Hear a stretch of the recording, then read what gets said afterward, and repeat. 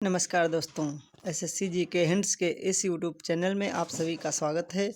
दोस्तों, आज मैं इस वीडियो में इतिहास के 20 महत्वपूर्ण प्रश्नों को लेकर आया हूं, जो आप लोगों के लिए प्रतियोगी परीक्षाओं के लिए बहुत ही महत्वपूर्ण है। जी दोस्तों, आज का पहला सवाल है, चंद्रगुप्त मौर्य का जन्म हुआ था ए लगभग 340 ईसा पूर्व में, बी लगभग 345 ईसा पूर्व में, सी लगभग 347 ईसा पूर्व में, डी लगभग 349 ईसा पूर्व में। दोस्तों, अपना जवाब जल्दी जल्दी दीजिए। दोस्तों, चंद्रगुप्त मौर्य का जन्म लगभग 340 ईसा पूर्व में हुआ था। ऑप्शन नंबर ए बिल्कुल सही है। अगला सवाल है दोस्तों, मौर्य वंश की स्थापना किसने की? ए बिंदुसार, बी अशोक, सी चंद्रगुप्त मौर्य, डी ये सभी। दोस्तों, सोचिए और जवाब दीजिए। तो दोस्तों, मौर्य वंश की स्थापना चंद्रगुप्त मौर्य ने की, यानी ऑप्शन नंबर सी बिल्कुल सही है। अगला सवाल है दोस्तों, अशोक के कितने शिलालेख हैं? Option number A 10, B 15, C 14, D 20। दोस्तों, सोचिए और जवाब दीजिए। तो दोस्तों, अशोक के कुल 14 शिलालेख हैं, यानी ऑप्शन नंबर सी बिल्कुल सही है। अगला सवाल है दोस्तों, भारत का स्वर्ण युग कहा जाता है? ए गुप्तकाल, बी मौर्यकाल, सी वर्धनकाल, डी ये सभी। दोस्तों, सोचिए और जवाब दीजिए अपना हमें।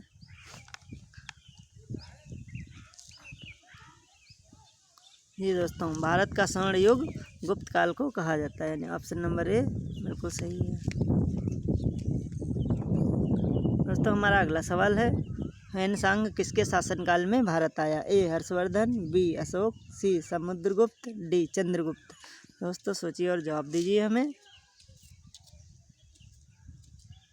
तो दोस्तों, हैनसांग हर्षवर्धन के शासनकाल में भारत आया, यानी ऑप्शन नंबर ए बिल्कुल सही है। दोस्तों, अगला सवाल है, बुद्ध चरित्र के लेखक थे? ए अश्वमेध, बी नागार्जुन, सी कालिदास, डी चरक। दोस्तों, अपना जवाब हमें दीजिए जल्दी। तो दोस्तों, बुद्ध चरित्र के लेखक अश्वमेध थे, यानी ऑप्शन नंबर ए बिल्कुल सही है। दोस्तों, अगला सवाल है मेरा, चंदेल शासकों की राजधानी थी? ए उज्जैन, बी धार, सी खजुराहो, डी कन्नौज। दोस्तों, सोचिए और जवाब दीजिए हमें। तो दोस्तों, चंदेल शासकों की राजधानी खजुराहो थी, यानी ऑप्शन नंबर सी बिल्कुल सही है। दोस्तों, अगला सवाल है, मध्यकाल में भक्ति आंदोलन की शुरुआत किसने की? ए अलवार भक्तों ने, बी वैष्णव भक्तों ने, सी शैव भक्तों ने, डी कोई नहीं। दोस्तों, सोचिए और जवाब दीजिए हमें जल्दी अपना। तो दोस्तों, मध्यकाल में भक्ति आंदोलन की शुरुआत वैष्णव भक्तों ने की, यानी ऑप्शन नंबर बी बिल्कुल सही है। दोस्तों, अगला सवाल है मेरा, तैमूर ने भारत पर आक्रमण कब किया? ए 1398 ईस्वी, बी 1365 ईस्वी, सी 1369 ईस्वी, डी 1368 ईस्वी। दोस्तों, सोचिए और जवाब दीजिए हमें। तो दोस्तों, तैमूर ने भारत पर 1398 ईस्वी में आक्रमण किया। दोस्तों, ये ऑप्शन बिल्कुल सही है। अगला सवाल है दोस्तों, जैन चालुक्यों का दरबारी कवि था? A Kirtivarman, B Pulakeshin, D Ranaraj, D Ravikirti. दोस्तों, सोचिए और जवाब दीजिए हमें। तो दोस्तों, जैन चालुक्यों का दरबारी कवि रविकीर्ति था, यानी ऑप्शन नंबर डी बिल्कुल सही है। दोस्तों, अगला सवाल है हमारा, तुगलक वंश का संस्थापक कौन था? ए फिरोज तुगलक, बी गयासुद्दीन तुगलक, सी मोहम्मद तुगलक, डी ये सभी। दोस्तों, सोचिए और जवाब अपना दीजिए हमें। तो दोस्तों, तुगलक वंश का संस्थापक गयासुद्दीन तुगलक था, यानी ऑप्शन नंबर बी बिल्कुल सही है। दोस्तों, अगला सवाल है, ब्रह्मवेद किसे कहा जाता है? ए ऋग्वेद, बी अथर्ववेद, सी यजुर्वेद, डी सामवेद। दोस्तों, सोचिए और जवाब दीजिए हमें।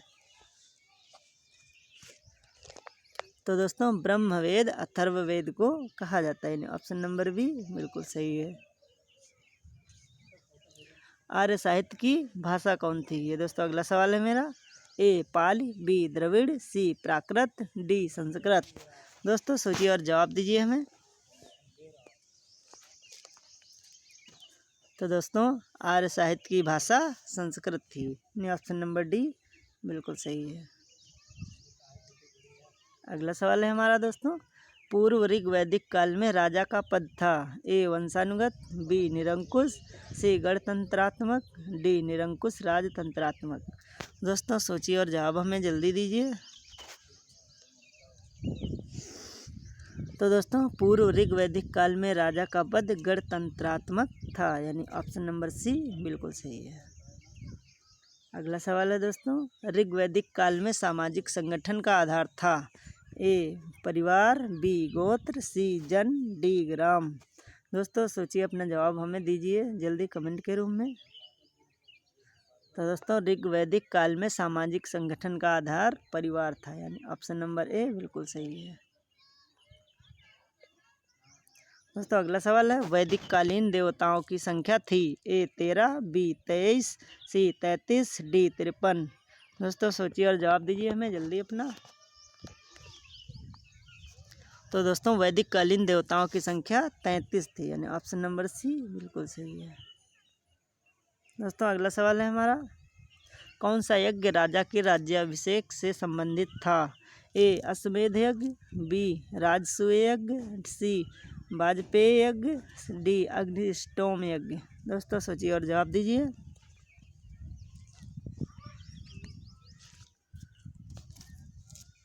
तो दोस्तों राजसूय यज्ञ राजा के राज्याभिषेक से संबंधित था, ऑप्शन नंबर बी बिल्कुल सही है। दोस्तों अगला सवाल है मेरा। सर्वश्रेष्ठ पुरुषार्थ कौन सा माना जाता है? ए धर्म, बी मोक्ष, सी अर्थ, डी काम। दोस्तों सोचिए और जवाब दीजिए हमें।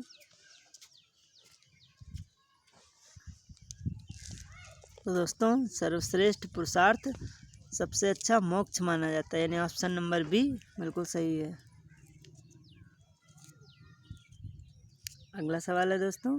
उत्तर वैदिक काल में निम्न में से किसमें स्त्रियों का प्रवेश निषेध था? ए सभा में, बी समिति में, सी धार्मिक समारोह में, डी याज्ञिक समारोह में। दोस्तों सोचिए और जवाब दीजिए हमें। तो दोस्तों उत्तर वैदिक काल में निम्न में से समिति में स्त्रियों को प्रवेश निषेध था, यानी ऑप्शन नंबर बी बिल्कुल सही है। अगला सवाल है दोस्तों।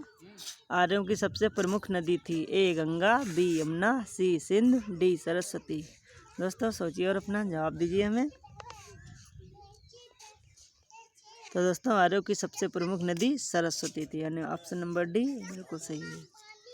दोस्तों ये थे हमारे इतिहास के 20 क्वेश्चन, और ये आज का सवाल है आप लोगों के लिए। ऋग्वेद में कितने मंडल हैं? ए 10, बी 8, सी 11, डी 7।